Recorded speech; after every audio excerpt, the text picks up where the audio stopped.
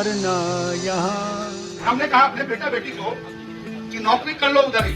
अब इंडिया में माहौल नहीं रह गया, तुम लोग झेल पाओगे या नहीं झेल पाओगे। जिस हिंदुस्तान का आप खाते हैं उसी हिंदुस्तान को भला कैसे कोस सकते हैं? जिस हिंदुस्तान ने आपको पहचान दी, भला अपने बच्चों को उसी हिंदुस्तान से नफरत करना कैसे सिखा सकते हैं? अरे हिंदुस्तान में जन्म लेने वाला हर हिंदुस्तानी तो यही सोचता है कि जीना यहाँ मरना यहाँ, इसके सिवा जाना कहाँ। कश्मीर के रहने वाले फारूक अब्दुल्ला भी एक मुस्लिम है, लेकिन मुस्लिम होने से पहले वो एक हिंदुस्तानी है। इसीलिए वो कहते हैं कि जीना यहाँ मरना यहाँ, इसके सिवा जाना कहाँ।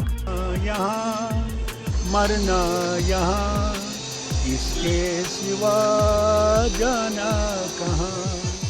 तू भी यहाँ मैं भी यहाँ, हमने रहना है भी यहाँ।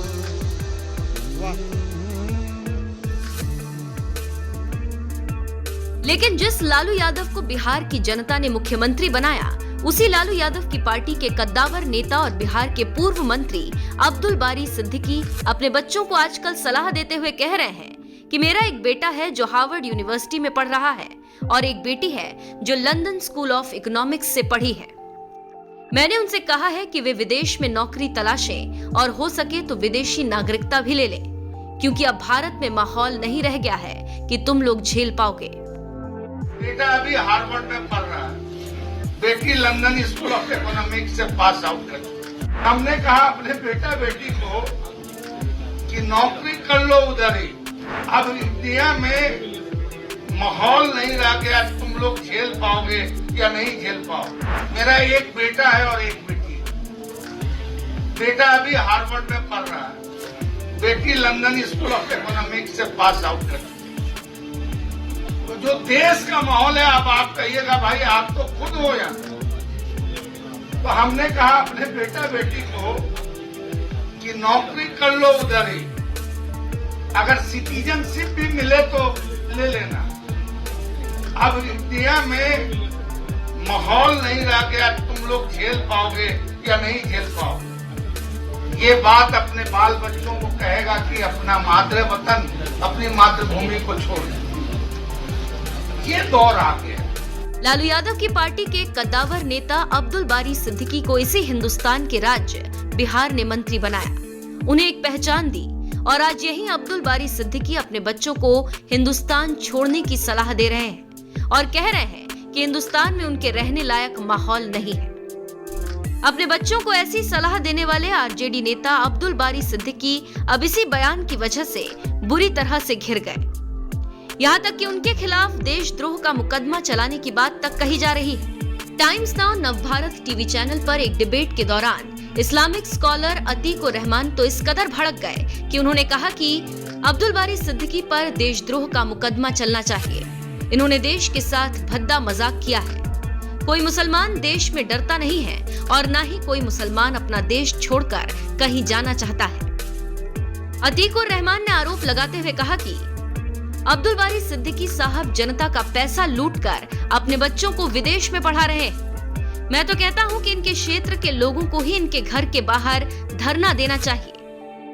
अतीक उर रहमान के बाद all India United democratic front यानी AIUDF के अध्यक्ष और असम से सांसद बदरुद्दीन अजमल ने यहां तक कह दिया कि भारत मुसलमानों के लिए सबसे सुरक्षित देश है। अब्दुल बारी सिद्दीकी साहब जिस लंदन की बात कर रहे हैं, उस लंदन की हालत देखो। लंदन में ब्लास्ट नहीं हो रहे हैं क्या? आरजेडी नेता अब्दुल बारी सिद्दीकी ने भारत में रह रहे मुसलमानों को लेकर जिस तरह का बयान दिया है, उनके इस बयान का भारत के मुस्लिम नेता ही समर्थन नहीं कर रहे, क्योंकि भारत ही वो देश है जहां मुसलमान सबसे ज्यादा सुरक्षित हैं। नहीं तो आप इस्लामिक देश का तमगा उड़ने वाले पाकिस्तान और अफगानिस्तान को ही देख सकते हैं।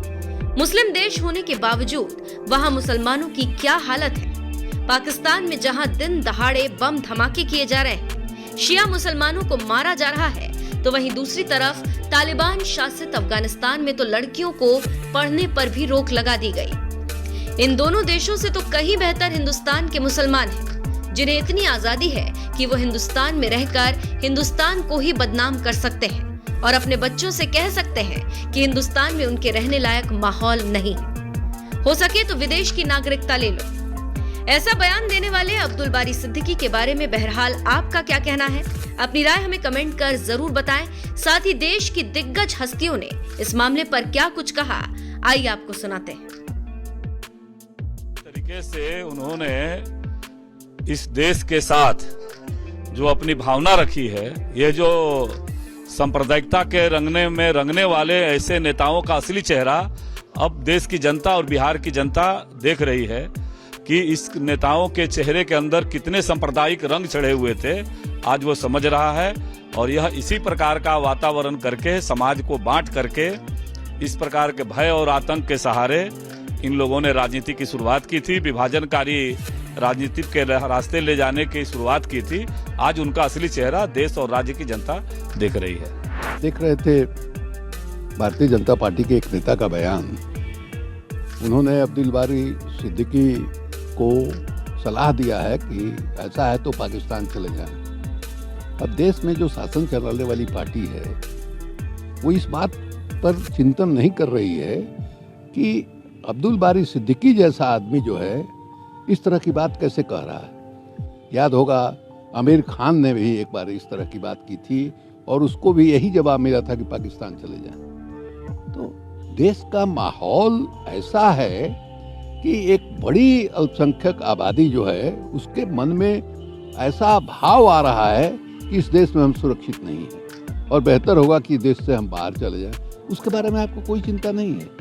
आपका राजधर्म क्या कहता है कि आपके देश का जो नागरिक है वो नागरिक अपने आप को सुरक्षित महसूस करे।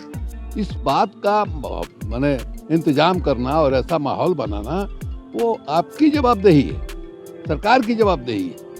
न नैतिक जवाबदेही बल्कि प्रशासनिक जवाबदेही, राजनीतिक जवाबदेही सब है। और आप बेशर्म की तरह कह रहे हैं कि पाकिस्तान चले जाइए।